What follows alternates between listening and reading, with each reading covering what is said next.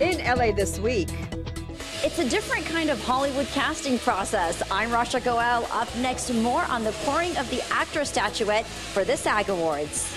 I'm Anna Margos. Find out the latest LA Animal Services programs that help Angelenos keep their pets, plus a new 311 service. It's all coming up.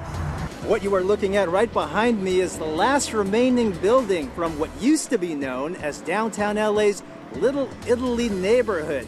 Inside today, a treasure trove of artwork highlighting the Italian-American experience. I'm Gil Reyes. I'll take you inside next.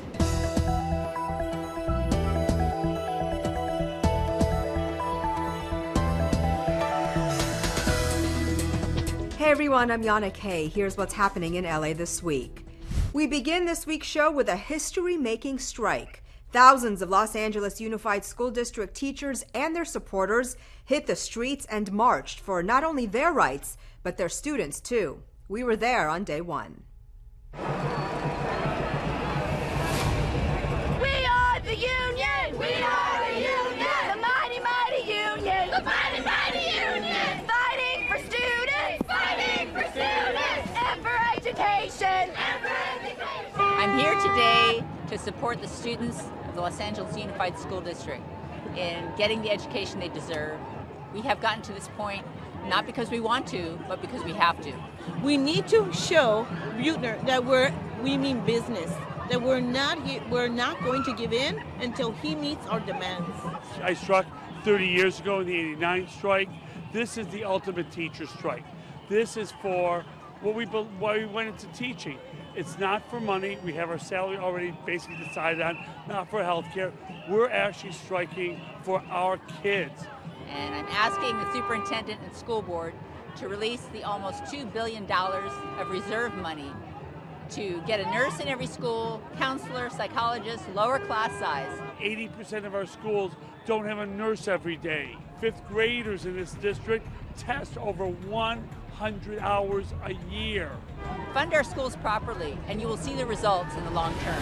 Fighting for students! Fighting for students! And for education! And for education! The last teachers' strike was 3 decades ago. And by the way, LA Unified is the second largest school district in the nation behind New York. If you own a pet like me, then you know their family. And if you ever have a pet-related question, you can now just call 311. That's just one of several plans that LA Animal Services has put in place to help pet owners and encourage others to open up their homes for adoption. Anna Marcos has more. LA Animal Services workers want Angelenos to adopt pets, love their pets, and keep their pets. And with that in mind, they have created or expanded several new programs in the past year. We work with the mayor's office to help the 311 operators know how to answer so that we could divert just the emergency calls to the shelters. And that way we can handle the emergencies much quicker and much more efficiently. And here's another new service. Residents can now dial 311 to get their questions answered about adopting pets or reporting stray dogs, which leaves Animal Services free to deal with true animal emergencies like this one. One of our officers discovered an 8-foot alligator in someone's backyard in a box. The 311 service also gives Animal Services more time to find homes for sweet pets like Pretzel. Jackie would sure make anyone a feisty pet, but lovable as she is, she's had trouble getting adopted. Well, as you can see, she loves to play fetch. She's been in the shelter for a year, so it becomes harder to find homes for a bigger dog. So then you have on top of that she's a senior. That becomes even another hurdle. She's very active. I mean, she doesn't act like a senior, that's for sure. But LA Animal Services staff are coming up with incentives for keeping and owning pets as they strive to make LA the most humane, no-kill city in America. Among the novel ideas are intervention groups at the entrance to some of LA's animal shelters. They are run by nonprofit groups that help pet owners keep their pets. For example, if your pet needs medical care you can't afford, they help foot the bill. At LA Animal Services, we believe everyone with a good heart who loves animals should be able to have one. So we support that. The same goes for homeless people with pets. A team effort with Inner City Law and Downtown Dog Rescue helps provide homeless people with free services such as vaccines and neutering for their animals. Another program has partnered UCLA law students with Animal Services to hold hearings on so-called dangerous pets, keeping them alive whenever possible. I'm Anna Marcos for LA This Week. LA Animal Services says the new programs and services have so far gotten a lot of great feedback and results. Imagine being able to visit the Natural History Museum, the Museum of Art, and your local library all in one place. Well, some folks got to do just that thanks to a very cool mobile museum fair. Take a look.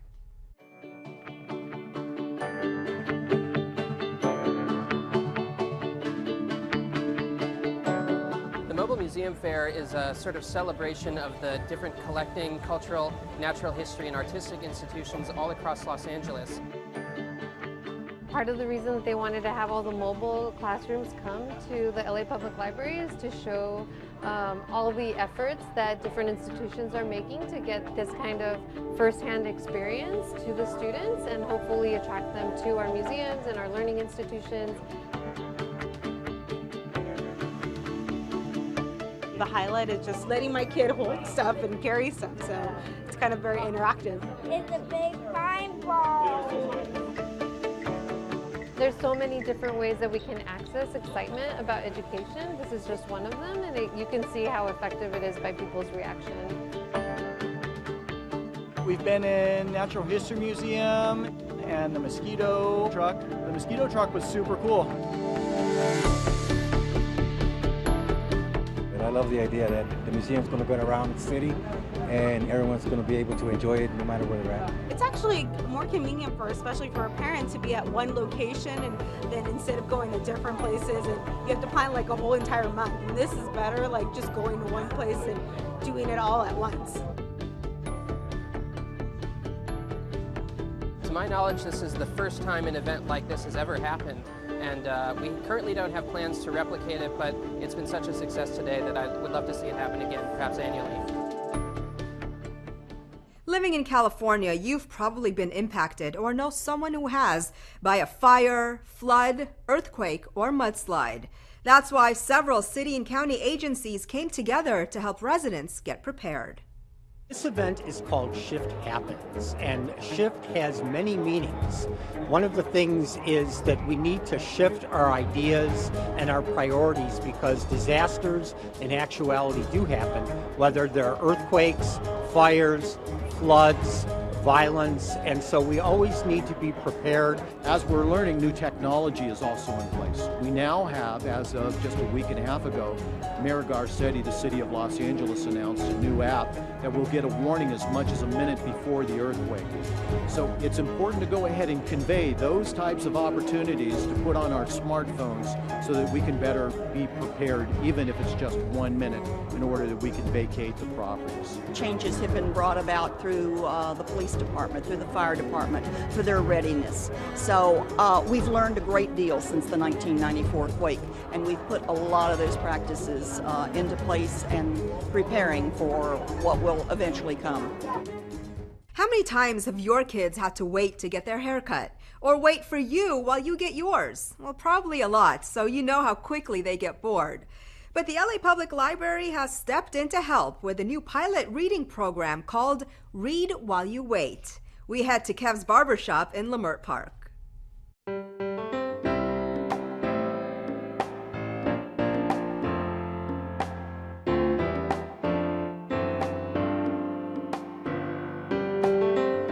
Read While You Wait is a community-based literacy program that provides access to quality children's books for customers who are waiting for service. I like the fact that I can read when I'm waiting to get my hair cut and that I'm not just sitting here bored. It's really nice to read while I wait for my brother to finish his hair. This program is an opportunity for children to get exposed to a whole new world through reading. It allows them to help reach their full potential regardless of what aspect in life they want to go to, if it's engineering, the doctors, or lawyers, accountants, whatever profession. reading is the primary basis to whatever you're trying to learn. The library wants to create positive associations with reading, and we know that 75% of male students in the surrounding areas are reading below average. And this is a fun way for us to provide great access to books to them in a non-academic setting. The program is set to expand to other locations in South LA. Well, for decades, New York and Philly have proudly shined spotlights on the contributions of Italian Americans in their cities. And now LA has joined in. Since opening in 2016, the Italian American Museum of Los Angeles has displayed some of their rich local history. Gil Reyes has more. So here we are in beautiful downtown Los Angeles on the corner of Cesar Chavez and Main. And though the heart of Chinatown is a few steps that way, and Olvera Street a few steps this way, we're actually standing in the heart of what used to be known as downtown LA's Little Italy. In fact, this building, the Italian Hall, is the last surviving remnant of that bygone era. So it's only fitting that the Italian American Museum of Los Angeles is here too. This is where the Italian community got together for weddings, banquets, speaking engagements. With its original tile mosaic still intact, Italian Hall, built in 1908, now houses LA's Italian American Museum. El Pueblo General Manager Chris Espinoza shows us some of the highlights, like the 680-pound chameleon chandelier. It's hand-blown Murano and made specifically for our space, and you can tell it just changed some colors right now. It's a showcase for all our visitors to come in, that something special is waiting for them. First stop, the permanent exhibit. We learned LA's first Italians arrived in the 1820s. We talk about early Italian settlement and the pioneers. We cover culture and Hollywood. We have Lady Gaga's Donatello Versace gown, you know, this robe that she has, and she loaned it to the museum. We also have things by Frank Capra, who directed It's a Wonderful Life. While we're on the topic of LA entertainment, did you know the museum also once housed a speakeasy? They used to sell wine out of here, and during Prohibition, you know, you weren't supposed to do that. But so this is a remnant from that period. So how exactly would it work? A person would come in here and knock 3 times, or how? Yeah, I would say there would be a secret knock, and a big guy would be on the other side that you wouldn't want to mess with. But the door dates from the 1920s. People could walk up from Olvera Street, walk up the stairs, and then there was a beer garden outside. So you get your beer, your Budweiser, and enjoy this beautiful mural by David Alfaro Siqueiros. So this is the place for the temporary exhibits, right, Chris? That's right, and it's a beautiful space. Right now we're showcasing Italianita, and it's Italian diaspora artists. Around 20 artists of Italian descent tackling topics such as dual identity, sacrifice, and family. Take this piece, a rowboat entitled Sea of Promises by Luigia Martelloni. Immigration and movement across the sea, using things like the color red, showing love and sensuousness, but also blood, and the difficulties of a passage across the seas. You know, they put it under the context of the Italians coming here, but it also relates to other people's backgrounds. In short, a museum for everyone. Check out the Italian American Museum of Los Angeles at 644 North Main Street in downtown Los Angeles. Admission is free. In fact, all 7 of El Pueblo's museums are free and are open Tuesday through Sunday. In this next story, you'll never look at the letter L the same way again. What in the world am I talking about, you may be asking? We'll take a look at how one local artist uses L to create one-of-a-kind works that have a certain edgy quality.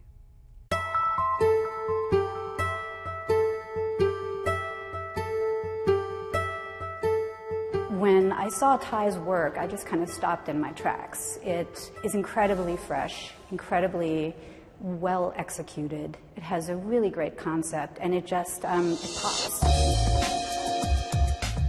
I used certain elements in my paintings. Some are more figurative, some are more abstract, and usually I use L-shape figures, and they are now almost part of my identity.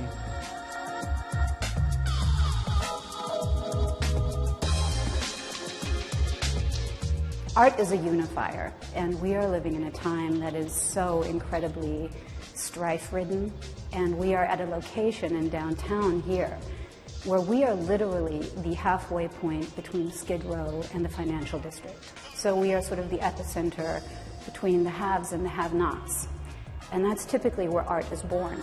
You know, it's out of that tension. I think art is important everywhere because we're cataloging our experiences. For example, this painting behind us that is based on elements that I've seen in LA, incorporated in my art. And for me, LA is a major inspiration. Artists are coming, I think, from all over the country to be part of this community, really. And it is a community. It's a community on the creative level. It's a community on the gallery level. That's how art is built. You know, that's how communities are built, that's how followings are built, and that's how our artists can survive. So I hope you join us in our journey. The exhibit runs until January 30th. A real canon, a historic reenactment, and traditional Mexican dancers were all part of a celebration honoring the signing of a peace treaty between Mexico and the U.S., which led to the founding of California. Take a look.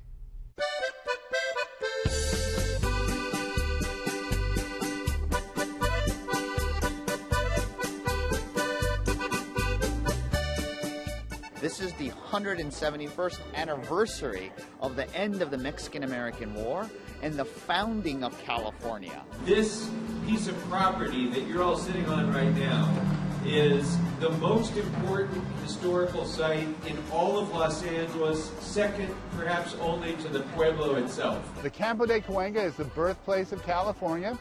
It was here on this actual date, January 13th, 1847, that an agreement was signed to close the Mexican-American War and gave birth to California. Arms were laid down, peace came to California. This was a time of kinship, not of conquest. And I like to think that the lessons that we learned from that time are lessons that we can still benefit from even today. We come to this place, this time, and this moment of conciliation that would lead to peace. Do you want to be ruled by a distant monarch? I offer that you join the United States. But you cannot blame me as a loyal Mexican for making one last stand against the American forces. So it was that the two men agreed to terms and signed what we now know as the capitulation of Cahuenga. That happened right here at this very spot that we're standing, here in what's now known as Studio City. Not only it is historic, this is a fun day and a fun event.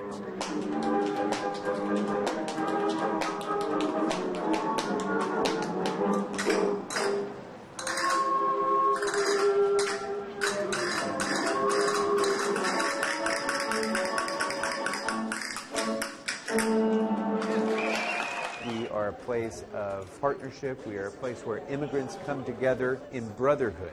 And I think today we can still learn the lessons of what started right here in 1847. A former council member steps in to serve Council District 12 on an interim basis. A cultural hub in Canoga Park gets a second act, and tourism in LA surges to new heights. All this in Citybeat.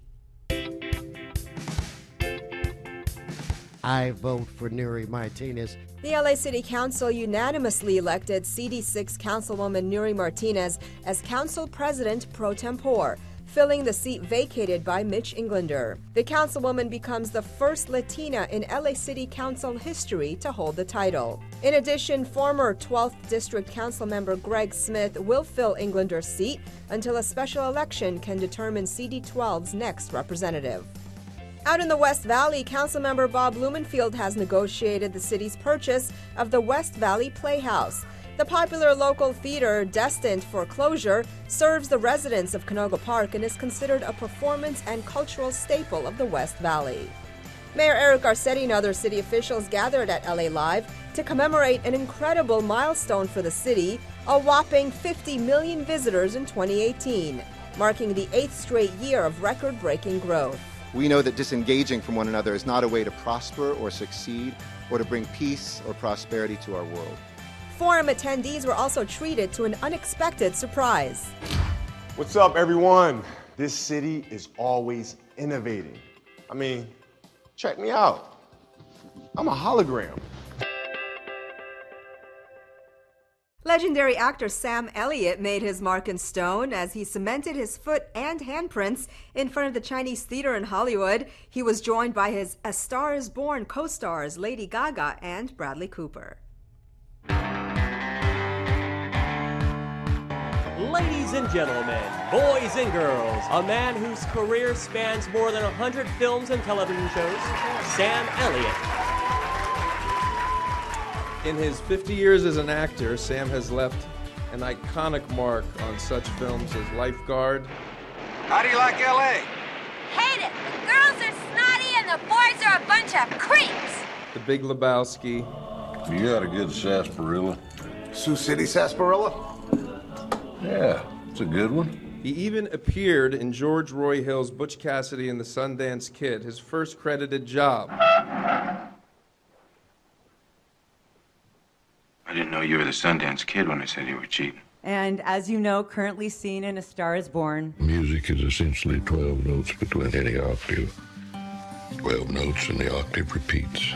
It's the same story, told over and over. You received many honors in your career. I know you will receive many more, but this one, my friend, is written in stone. I've spent a lot of time early on in my career when I was working as a laborer before I got into the picture business, before I started at Fox as a contract player. I was a day laborer, and I had my feet and hands in cement a good part of the time. So it's all kind of come full circle.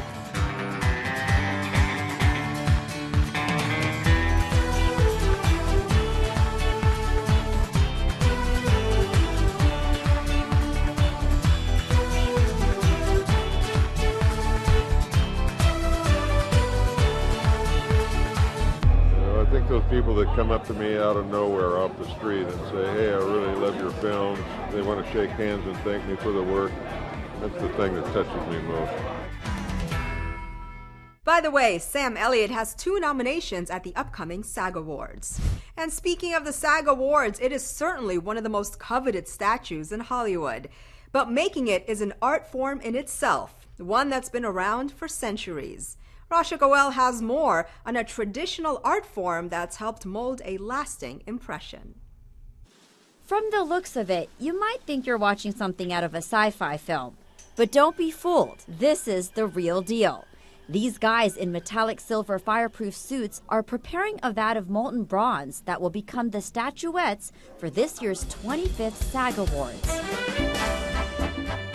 It's as ancient an art as acting is, and it really is a piece of art. It's not just a trophy, and I think people really have responded to that over the years. The bronze actor statuette is created by the American Fine Arts Foundry that has worked with the Screen Actors Guild every year for the last 25 years to make these pieces. The statue is made through what's called the lost wax casting process. It's actually about 10 steps beginning to end, but essentially we start with a master mold. We make a wax positive out of that mold. We then take that wax and make a temporary mold over it. We then empty the wax out of the mold, pour bronze in, and then we do all the work to weld it back together, make all the seam lines go away, make it look beautiful, and then put a patina on it and mount it. As you can see, the work definitely takes a lot of skill and precision. It's craftsmanship and skilled artwork at its finest. A team of 10 craftsmen work together to create this masterpiece. These statuettes weigh about 12 pounds, so they're not as light as they look. It takes about 8 to 12 weeks to make them, and this year they've made 40 statuettes for the SAG Awards show. They actually make more statuettes as there is no way to predict how many winners there will be in the different categories. Crazy Rich Asians nominee Harry Shum Jr. also had a chance to put his artistic skills to the test. Well, if you need to hire anyone else to do this, I'm here. Well, I guess in this case, it took a little muscle work. being there and feeling the temperature, feeling the heat, feeling the energy from everyone watching, and then creating something like this is just like, you only see the ending product, so to always see anything being created is really special. The statuette is holding the masks of comedy and tragedy and is intentionally sculpted for the SAG Awards to represent the artistry of the industry. And if you happen to win one, here's a valuable piece of advice. Don't drop it on your foot. You can see the statuette in its final form at the SAG Awards on January 27th.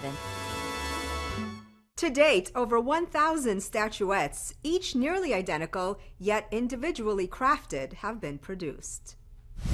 Check out a new photo exhibit at the Underground Museum. Come out for a Venice Beach Street Festival. And Dodgers fans, get ready to meet the boys in blue. All this and things to do. The Underground Museum is a creative space that provides lower-income neighborhoods with arts exhibitions, live events, and workshops. Their current photo exhibit by photographer Deanna Lawson is called Planes and explores perceived and intrinsic identity. Check out Planes at the Underground Museum now through February 17th. The museum is open Wednesday through Sunday from noon to 7 p.m. and is located at 3508 West Washington Boulevard. More details can be found at undergroundmuseum.org. Spend a fun day beachside at the Venice Beach Street Festival. This monthly shindig is jam-packed with the cool vendors, great food, and unforgettable street musicians and performers. There's something for the whole family at the Venice Beach Street Festival. The party starts at 4 p.m. on Saturday, January 26th at 1500 Oceanfront Walk. Your favorite MLB stars pull out all the stops for the 2019 Dodger Fan Fest. Players and fans alike converge on Dodger Stadium for the ultimate day-long event of all-star autographs, with proceeds to benefit the Los Angeles Dodgers Foundation. Sign up now for a VIP experience at the 7th Annual Dodgers Fan Fest, happening at the Dodger Stadium Saturday, January 26th from 10 a.m. to 4 p.m. To register, visit dodgers.com/fanfest. And that's a look at some things to do. Sometimes a few basic necessities can make all the difference for people experiencing homelessness. Team Cedillo and the nonprofit Shower of Hope came together in MacArthur Park to lend a helping hand and offer some hope. I live in my car, and some people, they said, no, you're not homeless because you had a roof on your car. Well, anyway, I park in the street, so any street that I'm able to park, that's where I park, and that's where I stay for the day or for the night or for the week, if it's possible.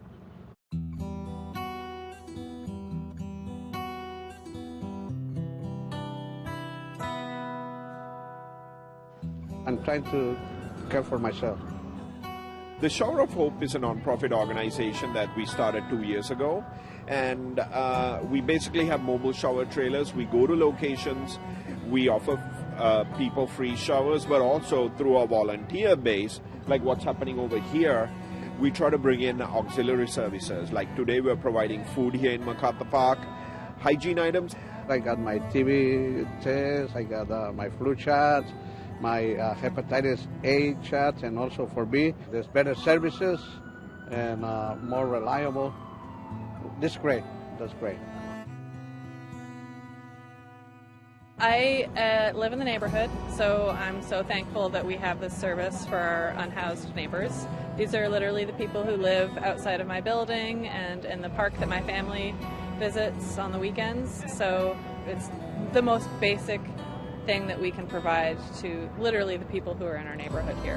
What we're doing here at the park is we're actually bringing a shower so individuals can shower with dignity and respect once a week. Those individuals that find themselves living at the park can have a shower, they can have a meal, they can have resources, medical services. We're a county with 53,000 people on our streets. How do we get the services to the people without waiting for those people to come to us for services? That's it for this edition. I'm Yana Kay, and from all of us here at LA This Week, thanks for joining us. A reminder that you can catch us online at lacitybeat.org. We're also on Facebook, Twitter, and YouTube. See you next time for more of LA This Week.